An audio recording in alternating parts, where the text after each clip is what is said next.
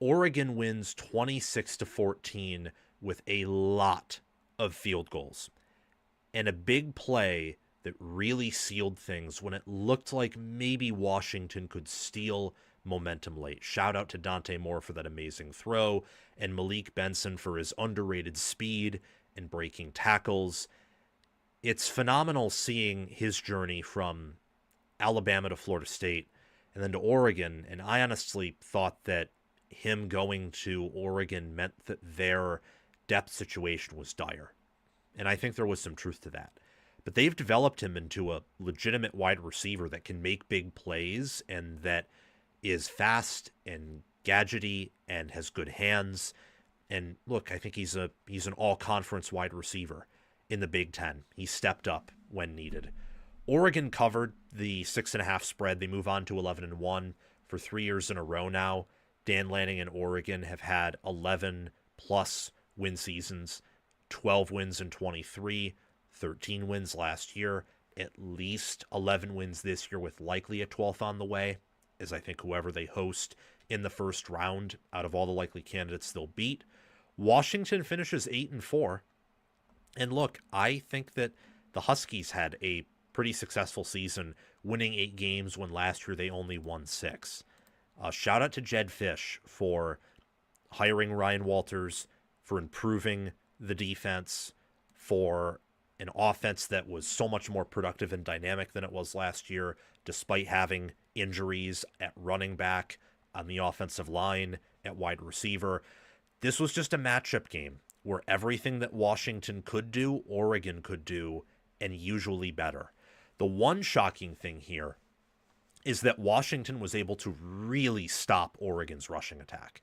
They sold out to stop it. They did a good job stopping it. Part of that may have been and was due to the fact that Oregon's offensive line, I think, is still banged up after that USC game, and Washington has a better run defense than USC. But what's impressive about this win is that Oregon can win in a variety of ways now. They didn't need the rushing attack here to win.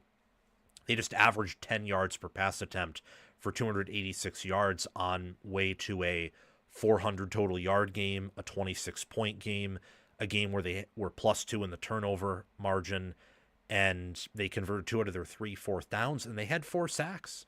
Their pass rush stepped up, where that's been something statistically that's been talked about as a lacking area for Tosh Lupoy and Oregon's defense. And they had a 10-minute possession advantage. So the Ducks, they controlled this game. They were the better team. DeMond Williams had some really nice throws with both of his touchdown, with his touchdown pass in the end zone on that 4th down. That was a beautiful, beautiful throw. Beautiful. But Oregon was dominating this game. He just got held to field goals. So the defense had to step up, Dante Moore, and the passing attack had to step up, and they indeed did. And that's why they won and covered. Williams had an okay day considering the defense that he was facing. Washington's offense, we've talked about this on College Football with Sam. They suck at scaling against fronts that are at a high level that have future NFL players. So mostly that's Oregon and Ohio State. In theory, Indiana and Wisconsin. Michigan, I would also put in that theoretical category. Though after that Ohio State game, I question, along with that USC game, putting those together, I question Michigan's front's effectiveness, or maybe it's not the players, but it could be the positions they're put in. But especially with Ohio State and Oregon, who had to travel to Washington and play them, not host Washington or hypothetically match up with them as we were discussing with Indiana. They had to play in that Hornet's Nest, that's Husky Stadium, and they both dominated that game in a very similar way. Very, very similar way. Where the passing attack won the day against Washington's defense, and Ohio State's defense did a little bit of a better job bowing up in the red zone and the end zone than Oregon's did. This channel will make you a college football expert and help you enjoy watching games and make more accurate predictions. So what are you waiting for? Like, subscribe, ring the notification bell, comment your thoughts, and watch the video all the way through so that you can get the full package, and check the description and pinned comment for more ways to help yourself and this channel. You could also say that if Oregon were healthy, they probably would have had a more successful day offensively than Ohio State. It's whatever. Both of those teams are elite teams with fantastic fronts with future NFL players. It was pretty obvious to me that if Washington were going to win this, it would be because they were able to somehow contain Oregon's offense. And they just couldn't do that enough despite a lot of things going their way. Moore had another game where he looks like a future first-round quarterback and possibly round one, pick one in that category.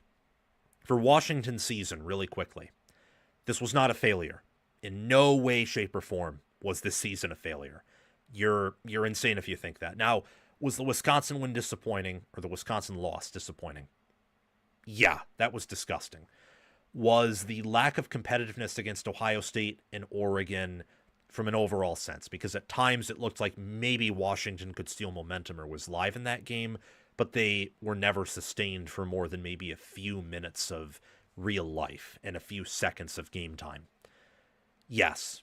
Was the blowout loss to Michigan, now given what we know about Michigan, disappointing? Yeah.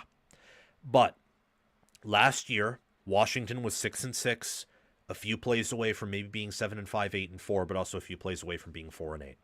At no point this year was this team going to have a losing record. None. The way that they were able to compete with Ohio State a little bit for the first half and how they were able to bounce back against Maryland in a rough spot showed a lot of toughness and a lot about their culture. They're heading in the right direction with Jedd Fisch, and they have a good recruiting class coming in, and they're bringing back DeMond Williams, who has a relationship with Fisch and has been developed well by him and his staff. And Ryan Walters, that defense improved in a way that I was not expecting it to. So congratulations to him for not just putting together some good players in the backfield, but for really having that run defense step up and, force you to throw and kind of make every team they played to a certain degree play their game as long as Williams kept the football safe in his hands. For Oregon, this is a successful season. Preseason win total at 10.5. And last minute before the season kicked off, it shifted down to 9.5. A lot of people preseason, Bruce Feldman, my guy Baldfather Betts, a lot of people had questions about this team. And I understood that. Early on in the year, I had questions about this team. But I never really saw that it was likely for them to go less than 10-2. Because outside of Indiana and Penn State, I didn't see many teams that could beat them or that were going to be within a touchdown of a point spread against them. Even USC and preseason Iowa on the road, although as that game came closer, it became pretty obvious that'd be a tough task. But they won some close games. They won some blowout games. They have shown that even with all the injuries they've suffered, that they have depth. They have the appropriate size, speed, athleticism, and coaching to win in the Big Ten and to win a national title. If Oregon is healthy, look at this resume.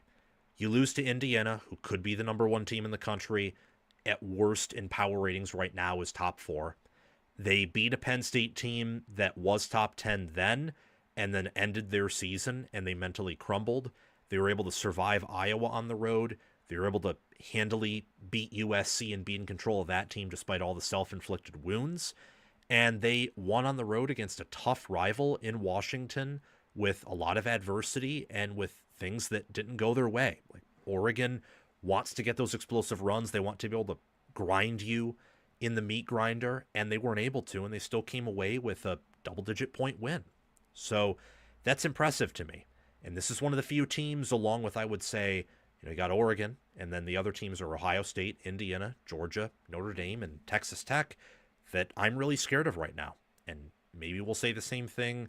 Actually, I probably will say the same thing about Alabama too, but being in that group of 7 is really impressive.